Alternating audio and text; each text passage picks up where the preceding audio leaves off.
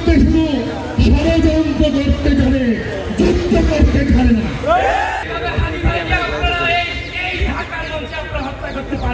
আমাদের রক্তের উপর দাঁড়িয়ে তোমরা যদি আমাদের রক্ত পিপাসু হয়ে ওঠো, তোমাদেরকেও কিন্তু ছাড় দেওয়া হবে না। পুলিশ লীগকে সংস্কার করেইনি, উল্টো পুলিশ লীগকে তারা পুনর্বাসন করেছে। আমরা কি ভারতের আধিপত্যবাদ মেনে নিব?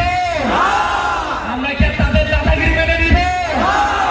আমরা দেখেছি ভারত কিভাবে তার প্রতিবেশী দেশগুলো থেকে তার বন্ধুত্বপূর্ণ যে স্বার্থ সেটা তারা রক্ষা করতে পারেনি। আমরা দেখেছি কানাডায় শিখ নেতাকে হত্যা করে তারা তাদের পরিচয় দিয়েছে। আমরা লক্ষ্য করেছি, আমরা এই সন্ধান করি হাদি ভাইয়ের পিছনে আপনাদের হাত থাকতে পারে। যেভাবে আপনারা শিখ নেতাকে কানাডায় গিয়ে হত্যা করেছেন, সেইভাবে হাদি ভাইকে আপনারা এই ঢাকার মঞ্চে আপনারা হত্যা করতে পারে। মনে হচ্ছে যেন সন্ত্রাসী এবং সেনাবাহিনী সহাবস্থান করছে। এখন পর্যন্ত কোনো সন্তোষজনক অস্ত্র উদ্ধার হয়নি। গতকালকে যেভাবে পুলিশ তার রাস্তাজনক কাণ্ড দেখিয়েছে, সেভাবে আপনারা দেখতে পেয়েছেন জুলাই যোদ্ধারাও সেই আবু সাইদের মতো, সেই ওসমান হাদির মতো, সেই মুক্তার মতো মুক্তি দিয়ে দাঁড়িয়ে প্রদান করেছে। জুলাই যোদ্ধারা এখনো গুলির মুখে দাঁড়িয়ে থাকার মতো বেঁচে আছে, মারা যায়নি। এই ইন্ডিয়ানরা, এই চাণক্য নীতির এই ভারত আমাদের বিরুদ্ধে শুধু ষড়যন্ত্র করতে জানে, যুদ্ধ করতে জানে না। 17 বছরের যে ফেসিবাদ ছিল সেটাকে আমরা উপড়ে ফেলেছি। আমাদের রক্তের উপর দাঁড়িয়ে তোমরা যদি আমাদের রক্ত পিপাসু হয়ে ওঠো, তোমাদেরকেও কিন্তু ছাড় দেওয়া হবে না।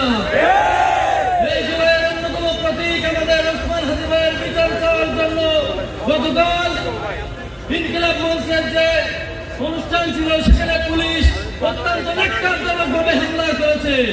আমরা বলে দিতে চাই, যেখানে এই বাংলাদেশের সবার প্রথমে প্রয়োজন ছিল পুলিশ সংস্কার গঠন করা, সেখানে পুলিশ সংস্কার কমিশন গঠন করা হয় নাই।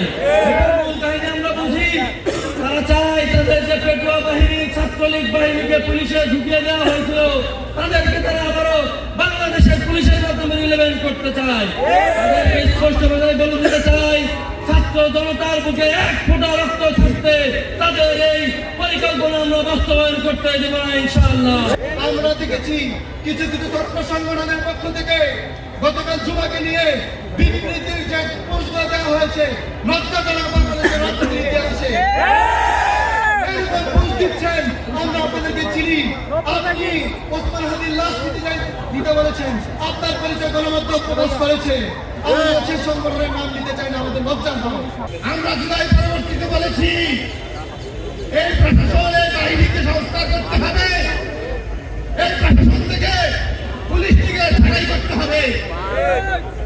কিন্তু যে জুলাই রাষ্ট্রের উপর প্রতিষ্ঠিত ইন্টারিম গভর্নমেন্ট, তারা জুলাই সাথে বেইমানি করে পুলিশ লীগকে সংস্কার করেইনি, উল্টো পুলিশ লীগকে তারা পুনর্বাসন করেছে। প্রতিবেশী রাষ্ট্র ভারতকে বলতে চাই, বাংলাদেশের বিভিন্ন বিষয়ে আপনারা কথা বলেন, নির্বাচন মানবাধিকার নিয়ে কথা বলেন, অথচ পৃথিবীর সবচেয়ে বেশি মানবাধিকার